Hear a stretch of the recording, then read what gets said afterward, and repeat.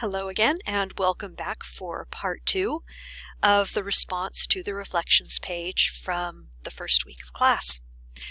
And the next question that I want to answer is, why can't the overall, besides in the book, approach be intersectional feminist approach? So why can't we just use intersectional feminism for everything? And to answer that question, I bring you The Blind Men and the Elephant. It was 6 men of Indostan, to learning much inclined, who went to see the elephant, though all of them were blind, that each by observation might satisfy his mind. The first approached the elephant, and happening to fall against his broad and sturdy side, at once began to bawl, "God bless me, but the elephant is nothing but a wall." The second, feeling of the tusk, cried, "Ho, what have we here? So very round and smooth and sharp, to me 'tis mighty clear this wonder of an elephant is very like a spear." The third approached the elephant, or the animal, and happening to take the squirming trunk within his hands, "I see," quoth he, "the elephant is very like a snake." The fourth reached out his eager hand and felt about the knee. "What most this wondrous beast is like is mighty plain," quoth he. "'Tis clear enough the elephant is very like a tree." The fifth, who chanced to touch the ear, said, "E'en the blindest man can tell what this resembles most. Deny the fact who can, this marvel of an elephant is very like a fan." The sixth no sooner had begun about the beast to grope, than seizing on the swinging tail that fell within his scope, "I see," quoth he, "the elephant is very like a rope." And so these men of Indostan disputed loud and long, each in his own opinion exceeding stiff and strong, though each was partly in the right, and all were in the wrong. So oft in theologic wars the disputants, I ween, tread on in utter ignorance of what each other mean, and prate about the elephant not one of them has seen. So what is the point? The point is, just like all of these blind men reaching around and feeling different parts of the elephant, they were only getting one small piece of the total picture. Each of them only experienced one small part of what that animal is, so that none of them had an image of the elephant in its entirety. We have the same problem when we are talking about humans, when we are trying to understand society, and in trying to understand the LGBTQ+ community. Pardon me, my dog keeps going back and forth. Anyway, the reason why we have so many theories and we can't use just one is because none of them tells the whole story. Each one gives us a different picture, a different piece of the picture of a much larger phenomenon. So even though, as we go along, if you don't already, you might each develop a favorite theory. I have found that oftentimes in my intro classes, conflict theory becomes the hands-down favorite. It tends to be popular with younger students, tends to be popular with people from historically and contemporarily marginalized groups, because it provides a piece of the picture that relates to what they're experiencing. For other people, another theory will stand out, but that one tends to be most popular there.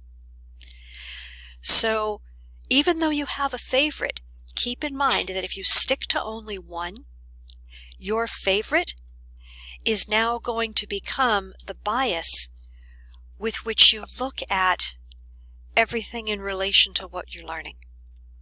So we need more than one.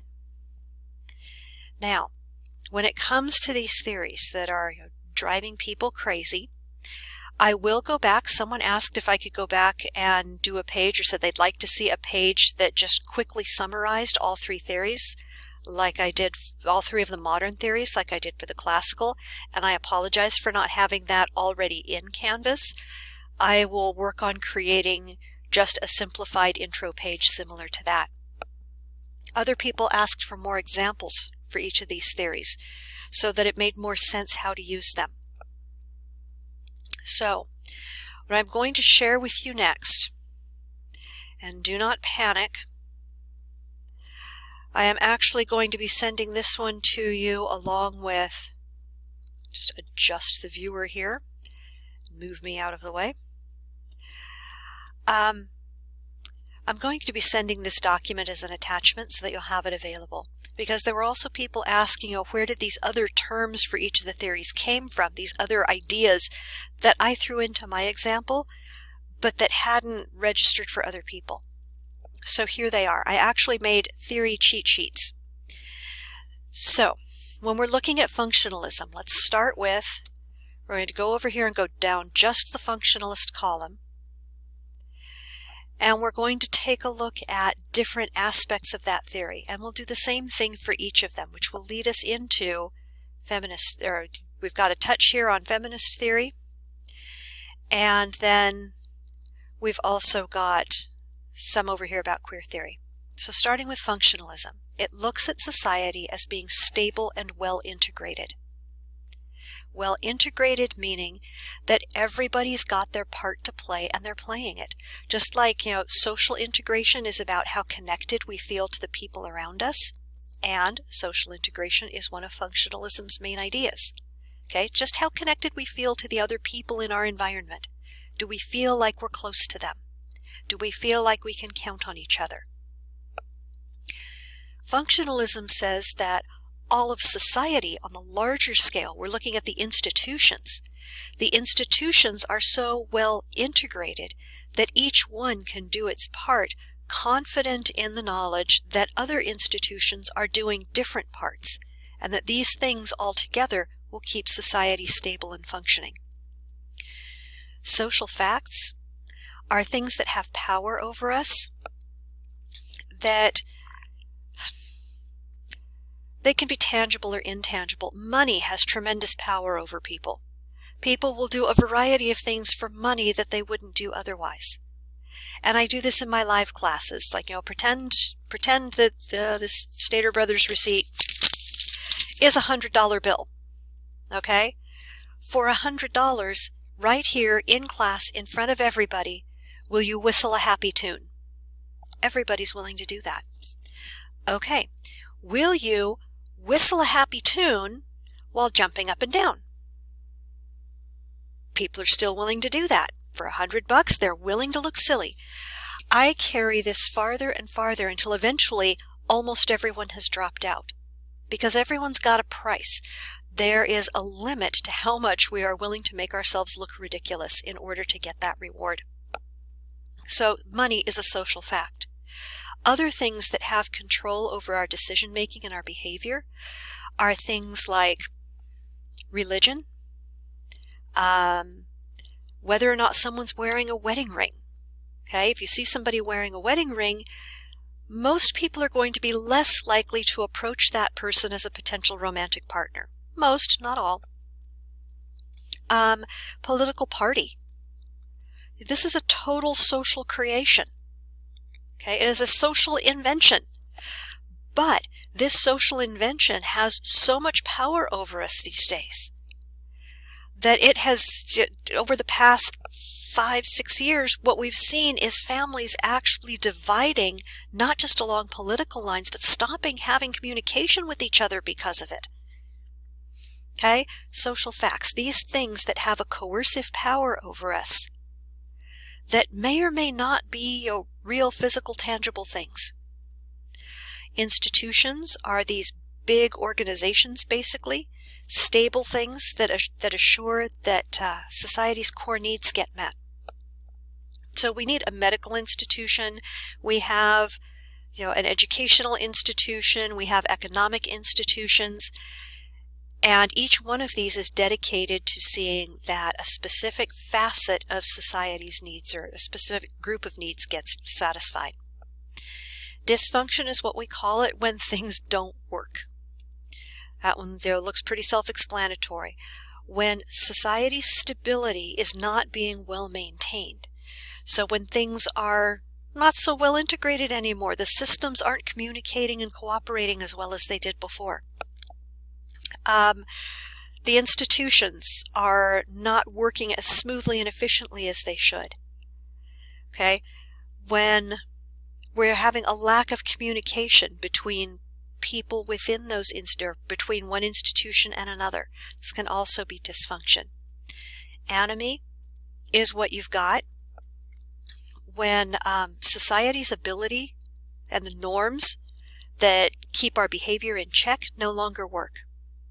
An example for this would be during the last big, see now I think about pandemics all the time. It's not the pandemic. The last big economic downturn, recession. Okay, during the last big recession, there were a lot of people who suddenly became unemployed.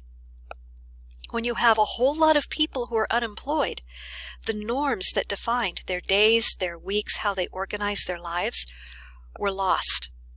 Okay, I get up at 6:30 in the morning. I drink my cup of coffee. I put on my suit and tie. I'm on the freeway by 7 so that I can make it to the office by 8. When I walk in the door at 8 on a Monday morning, I know this is what I'm going to do. Okay, the job provided a lot of structure. When people lost that, then this external thing that told them who they are and what their function was in society, what their status is, and how to organize their lives was suddenly not there anymore. So there were issues of total normlessness for these people. The norms had disappeared. And so there was, when we have an increase in enemy, we tend to also have an increase in depression. There can also be an increase in suicide, and we saw both of those during that Great Recession. So, functionalists say that the individual is socialized to perform societal functions. Other people teach us to take our place within the structure so that we can do the things that society needs. And then we maintain that order and stability through cooperation and consensus.